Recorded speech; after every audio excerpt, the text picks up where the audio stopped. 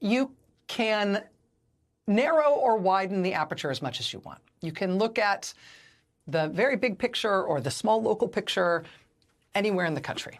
And we try to do as much of both of those things as we can every week here on this show. But whether you're looking at small-scale local stories or the biggest picture stories about what's happening in our country, the story is the same, and it is now an undeniable thing. We have crossed a line. We are in a place we did not want to be, but we are there. The thing we were all warning about for the last few years is not coming, it is here.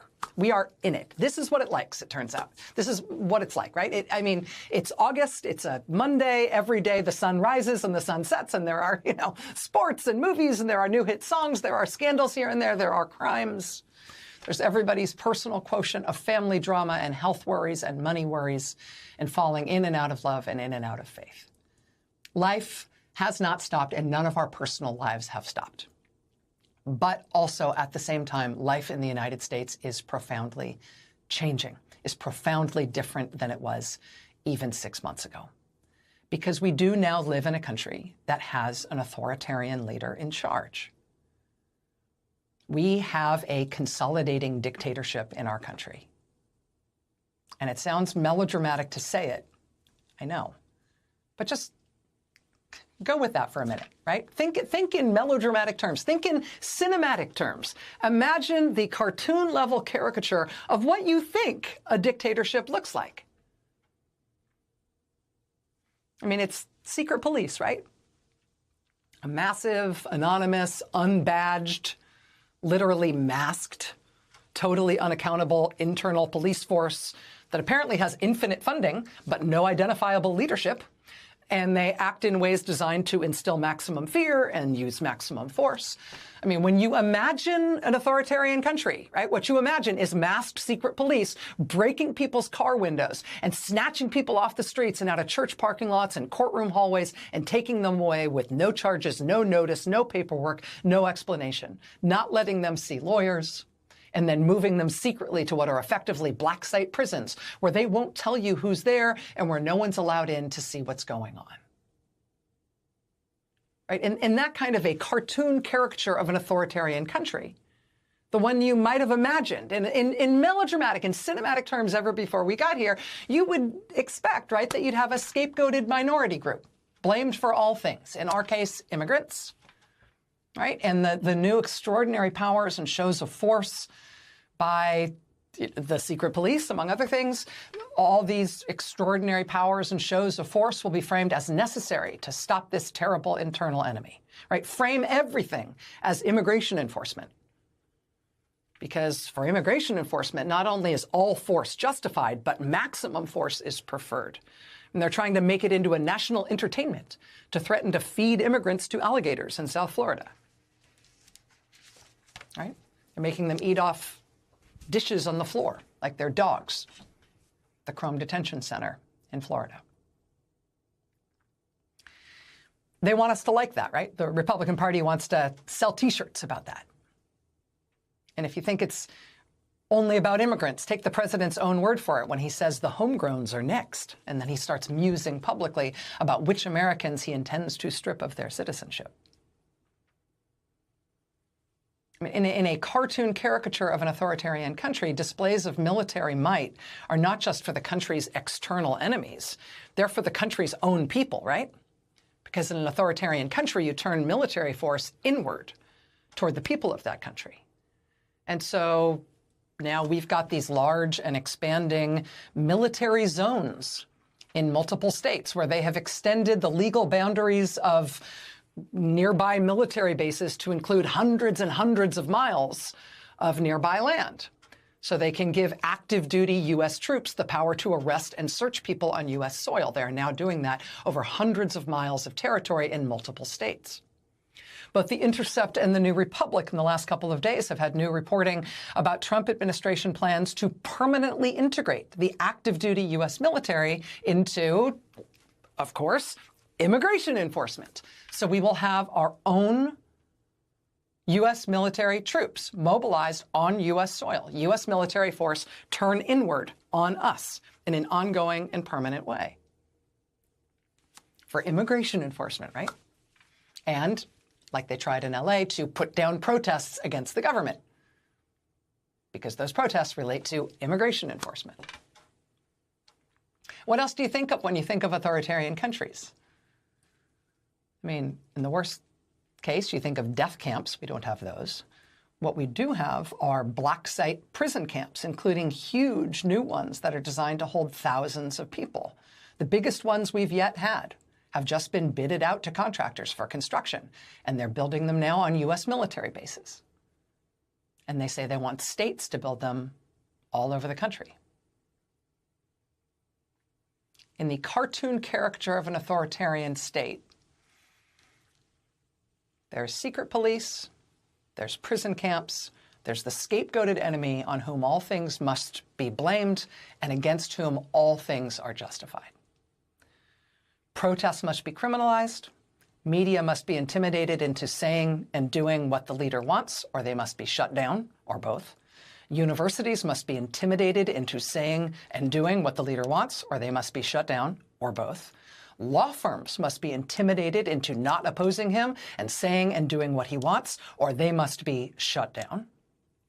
And for institutions like that, it's not just the boldest or most strident critics of the president who must be shut down. It's the most mainstream, right? It's the most prestigious, the most credible, because that's what's so dangerous about them. There can't be any source of authority. There can't be any source of authoritative statements of fact that compete with what the leader insists must be the new truth. And so government departments will be stripped of their experts, and he will fire his way through them until they tell him things that he wants to be told. If you want to be a four-star general or admiral in this military, you must now pass a personal one-on-one interview with the president, who personally will decide if you are to his liking or not to be a flag officer in this military.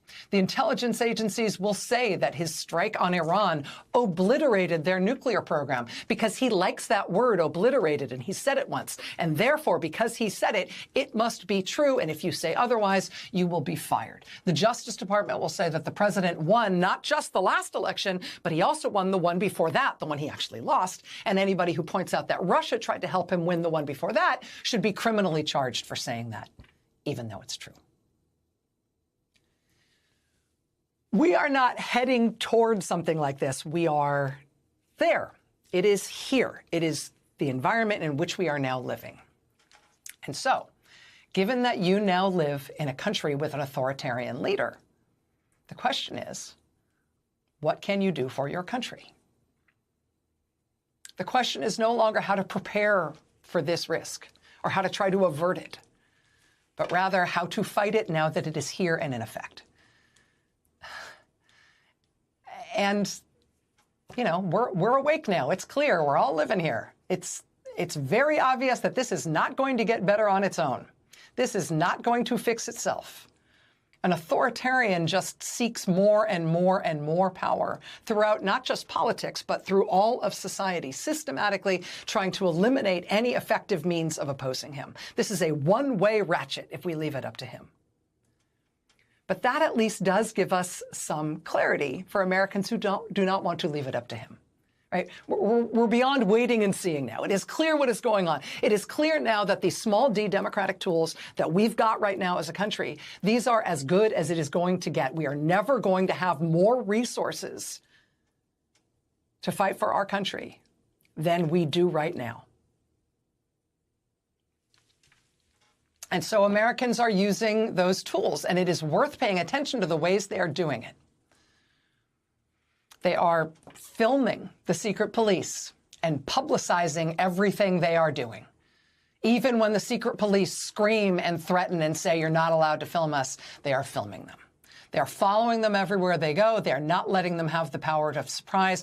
They are refusing to be afraid to watch them and record them and show what they are doing. We have opposition politicians, Democratic politicians, insisting on being let in, going to the black site immigration prisons and demanding to be let into them.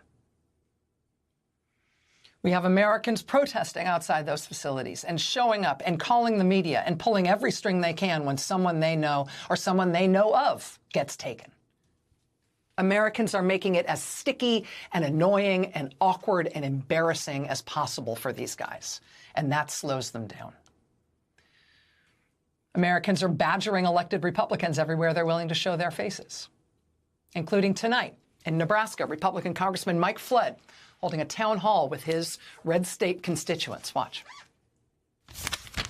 Hi, I implore you to be quiet so that we can hear his responses. Remember, Mike's coming up for a re-election, and we'd really like to know what his responses are. I'm Rosina. I write you emails with concerns of your voting behavior regarding Trump and his actions. You support him, especially confirming the cabinet. Your responses are riddled with misinformation and lies. I fact-check you, and then I send the responses back, and I get crickets. If I am fact-checking them because they are wrong in your response, I send them back to you, and I get crickets. I get kind of bummed. And this is not about partisan. This is about issues, because we're about to lose our democracy. My question is fiscal. With $450 million FEMA dollars being reallocated to open Alligator Alcatraz and $600 million taxpayer FEMA dollars being used to now open more concentration camps, and ICE burning through $8.4 million a day to illegally detain people, how much does it cost for fascism? How much do the taxpayers have to pay for a fascist country? That was in Nebraska tonight at a town hall held by Republican Congressman Mike Flood, him hearing from his constituents tonight. We have total clarity now on what Trump's intentions are for the country. But I mean it when I say we. The country gets it and is more against it than they've ever been. And opposing this administration and what Trump is trying to do is turning out to be the story of the century.